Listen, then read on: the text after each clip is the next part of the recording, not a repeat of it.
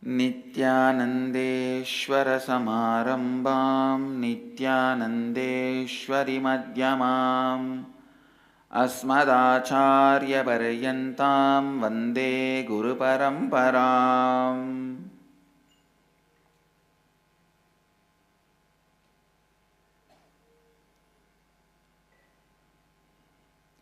I welcome all the devotees, disciples, Samajis, Satsangis, Sri Mahants, Mahants, Tanidars, Kotaris, sitting with us through Nithyananda TV, Sadhana TV, two-way video conferencing, having Nayana Diksha all over the world.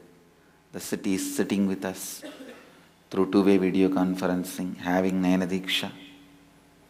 Seattle Chidambaram Temple, Houston Kalahasti Adinam, Ohio Prayag Temple, Hyderabad Gupta Kashi, Oklahoma Somanatham, Los Angeles Peetam, St. Louis Tirumala Adinam, Los Angeles Hollywood, Jorpati Nepal, Colombo Sri Lanka, Hong Kong Sirgari, Dubai Guadalupe Rameshwaram, San Jose Madurai, Amersfoort Netherlands Rajapalayam Adinam, Kuala Lumpur Palani Adinam, Baroda Dhyanapeetam, Tiruvannamalai Adinam, Hyderabad Gupta Kashi, Hyderabad Peetam, Singapore, Singapuram, Toronto Adinam, Oman Sivagangai, Kathmandu, Nepal, Toronto Kailaya Adinam.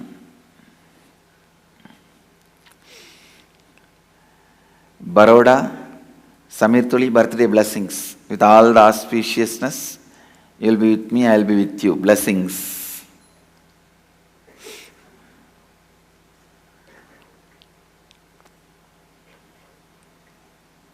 I am just full of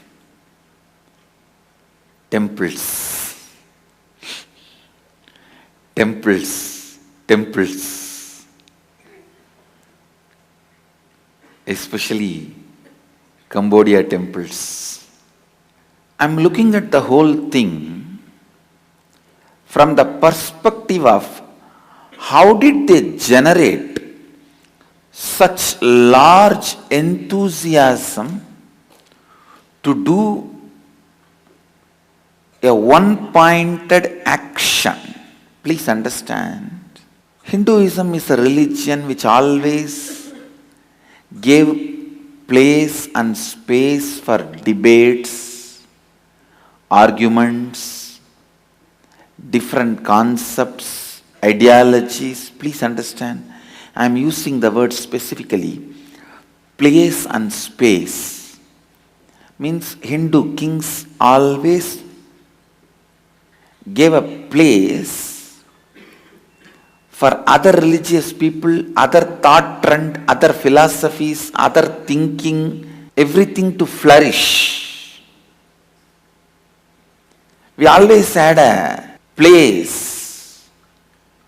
Our kings always gave the place and even the space. Please understand, whoever can lead us to a more enlightened life, deeper clarity, higher experience, we followed them. That is the beauty of this great tradition.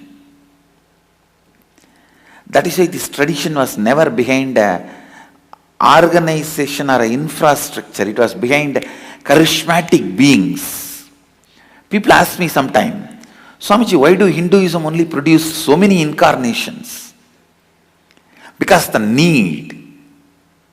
Please understand, in Hinduism you can never shine, you can never have a followers, you can never people listening to you just because you are head of a monastery or an infrastructure organization.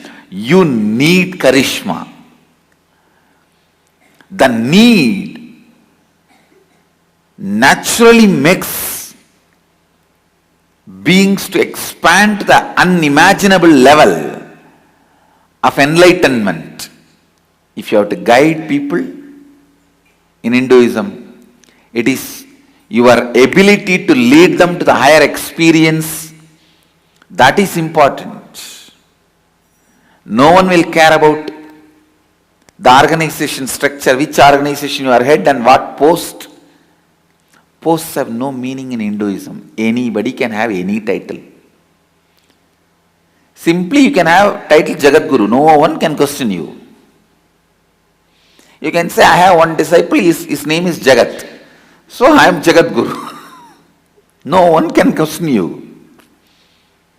In Hinduism, there is no such thing as somebody giving you some title. Even if somebody gives you the title, unless you radiate the charisma, no one will be following you. See the whole history of India and Hinduism. First comes Krishna. Seeing his charisma, the whole country follows him. Then comes Buddha, who is completely opposite ideology. But seeing his charisma and ability to lead people into enlightenment experience, the whole country followed him. Then came Shankara. Just his ability to lead people into experience. Simply the whole country followed him. Then came Nagarjuna, who is completely opposite to Shankara. But his ability to lead people to experience, the whole country followed him. So we never followed any infrastructure, organization.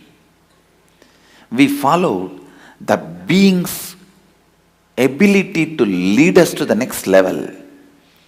That is why I am saying so much of place and space was offered for further thinking, developing, research, development, debate, argument. Some people may think this is the weakness of Hinduism. I tell you, this is the strength of Hinduism, because the future, every field is going to be accepted with a transparent, analytic, the possibility for further research and development methods. In future, whether it is a medicine or a law of the land or social lifestyle understandings or construction methodologies or the way we cook and eat, the way we dress, our beliefs, faiths, philosophies, religions, everything, please understand, everything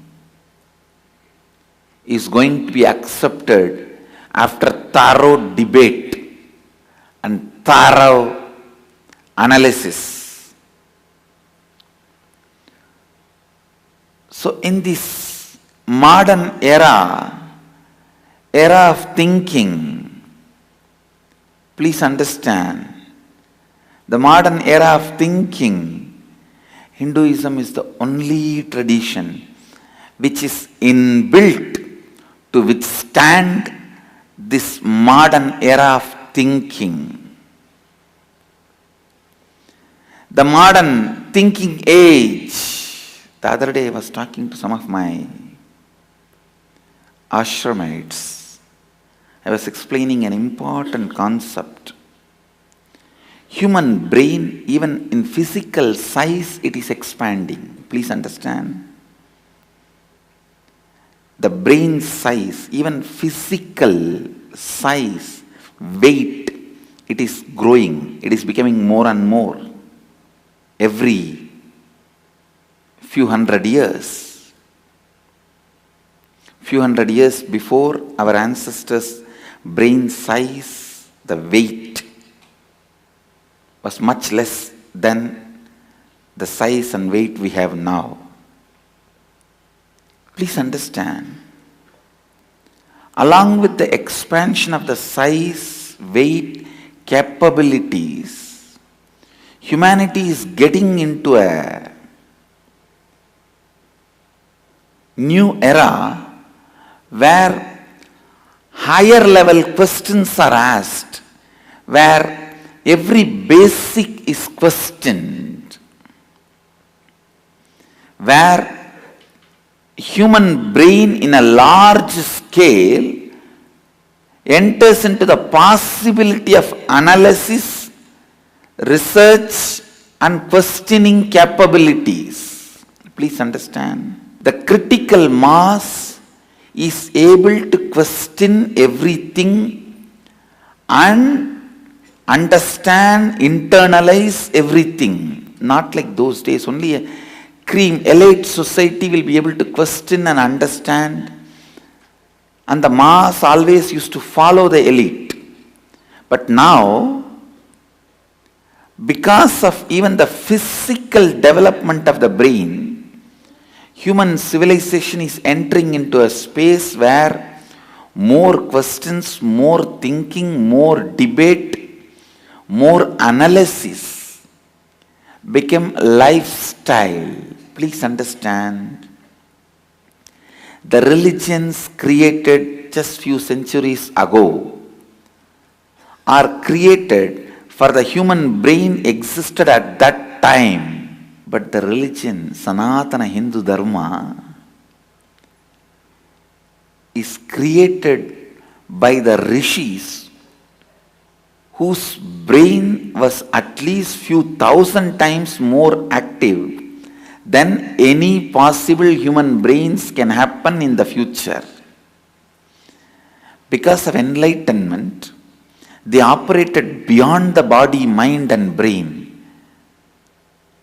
That is why I am saying only the traditions created by the Vedic rishis, the truths declared by them, the truths revealed by them, the lifestyle created by them is capable of the enlightened thinking created by them, enlightened thinking presented by them, only that is capable of standing the scrutiny of the developed human brain of this century. This new age thinking era, only that tradition, that enlightened thinking, the science of enlightenment, science of completion, Advaitha is capable of standing the scrutiny of the modern day brain. That is why I am telling you, in the future, if at all religions exist, they may have any name, but the stuff will be simply the pure Advaita presented by Upanishads. Maybe different language, different titles, different names, different presentation, but the stuff will be only the pure Advaita presented in Upanishads. I am telling you, no other thought current, no other thinking style, no other truths presented can withstand the scrutiny of the developed brain. Please understand. With the developed brain, human beings are entering into the developed possibilities. The place for various debates, research, development is the unique contribution and unique component belongs to only Hinduism, Hindu tradition. No religion allows debate other than Hinduism. No religion allows research and development other than Hinduism. Hinduism is a religion encourages logic. In this religion, with this basic infrastructure, intellectual infrastructure, you cannot make slaves and build large buildings. That is why I am wondering, what kind of a charismatic enlightened being should have been there in this infrastructure, able to inspire and convince millions of people and concentrate them towards one pointed action.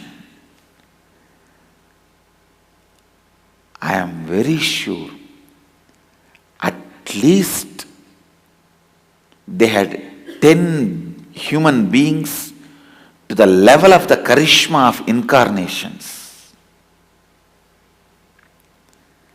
At least 10 human beings who are radiating, who are charismatic to the level of incarnations. Otherwise, see, we are not primitive religions where you just infuse certain faith and certain fear and greed and they just do what you want. No. It's a religion of debate. And you need to know, every day, in all the akhadas, morning collectively practicing yoga, and night sitting and collectively having kandana mandana, vada pradivada, is a lifestyle. Every day, I was reading a book on Varanasi. Beautifully they are saying, every day in the banks of Ganga, 3,000 to 4,000 Naga sadhus will sit and choose current topics and have a debate, Kandana Mandana, Vada Pradivada. It's a lifestyle. Understand? So a religion which encourages so much of Vada Pradivada, Kandana Mandana, in this religion you cannot make slaves and build temples. I am sure whole Cambodia building, at any given time, at least 1 lakh people were building temples. Because the number of temples and the years, at any given time, directly or indirectly, 1 lakh people were involved in temple building. I am wondering who inspired all of them and kept them centered on one thought current. Surely it is not possible by political power, because slaves cannot be artists, politicians, and through the political power, kings can create slaves but not artists. When you create artists, they need to be given freedom. Tremendous thinking freedom. Freedom to think, freedom to feel, freedom to visualize, freedom to celebrate the beauty, freedom to celebrate the subtle emotions like a romance, love, pain.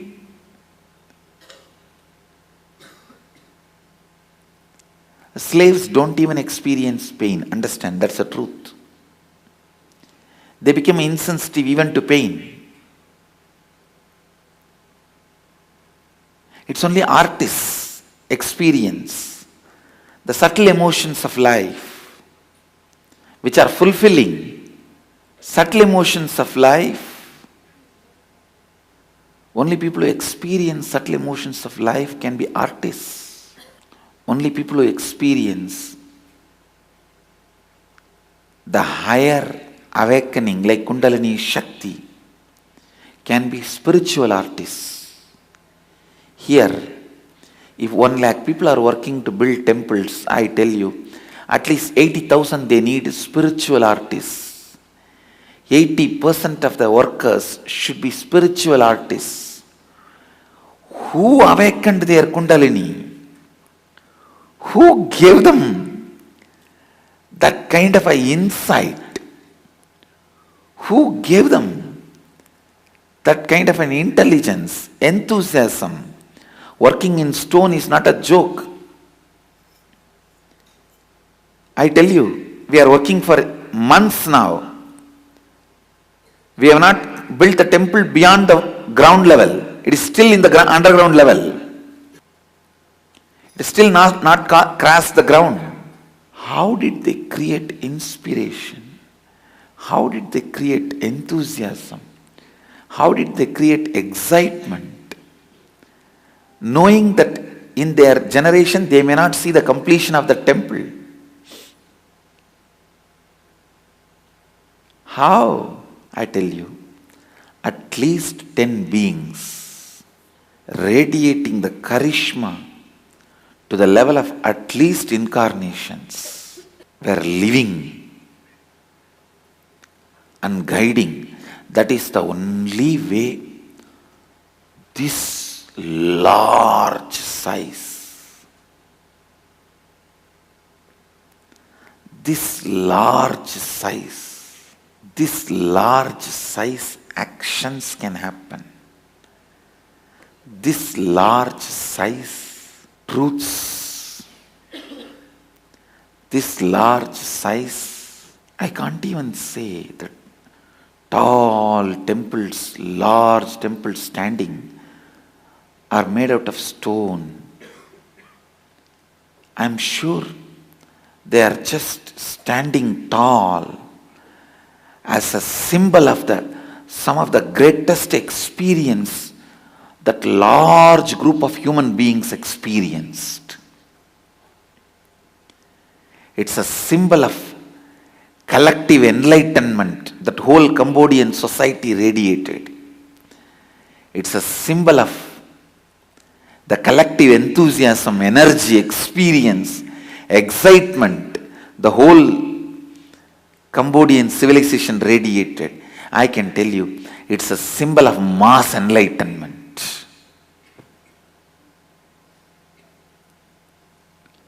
Literally 1 lakh people constantly meditating on Mahadeva only can give them that kind of an inspiration to do such monumental physical work. See, when you need to just sit and think and no physical pain, you will not question the ideology about which you are thinking. But when you need to physically move your body and muscles are paining every night, you are tired and you see your friends and family are dying because of the stone dust settling, and even then you continue to work, then you must be thoroughly, experientially convinced about the whole ideology for which you are living. And an important thing, this whole structure can never be built by forcing somebody, making somebody a slave, because so much of art,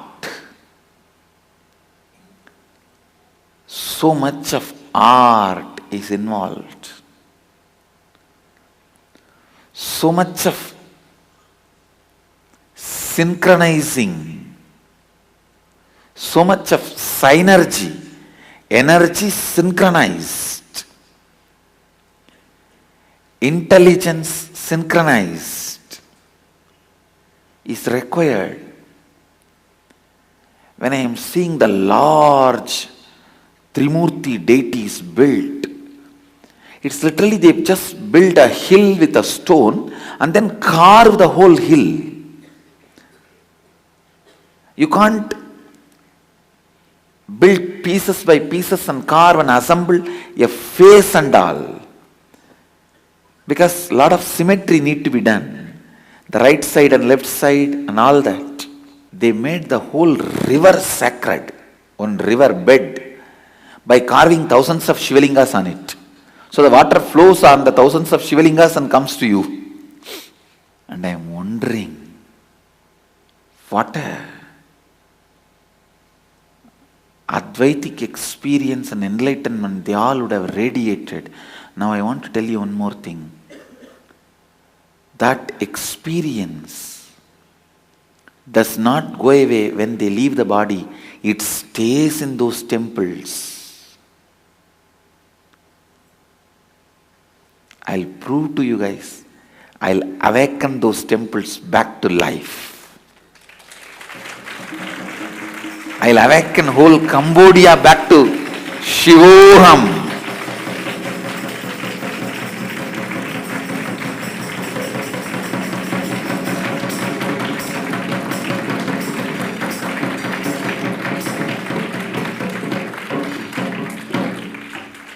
I will awaken that whole enlightenment energy back. It will not only make these IA participants enlightened, the whole Cambodia will start experiencing that experience of enlightenment. Even when I see those temple structures and photographs, I understand. And the next step, I am wondering, if India can export 10 incarnations and at least 1 lakh enlightened beings to Cambodia, then what number of enlightened beings we would have had? Because it is after all exported. I am sure we created at least 1 or 2 structures to the scale of Angkor Wat in India, maybe got destroyed by these Mughals during their invasion, the Muslim attack. During their invasion, maybe we lost it. They've destroyed it.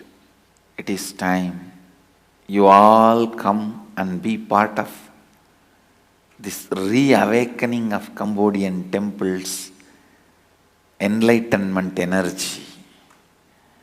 And in that enlightenment tsunami, get enlightened.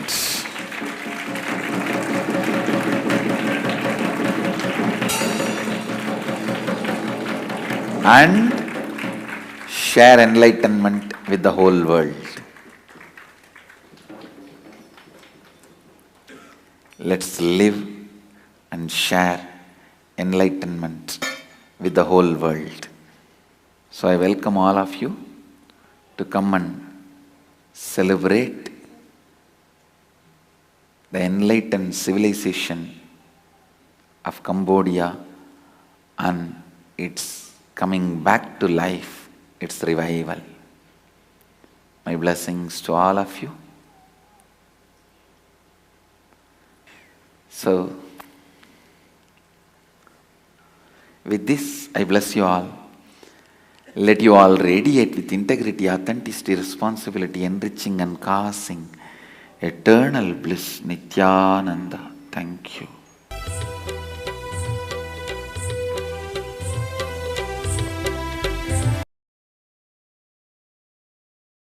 Nithyananda Dhyanapitham, Nithyananda Nagar, off Mysore Road, Bidadi, Bengaluru. Phone 08027279999. www.nithyananda.org.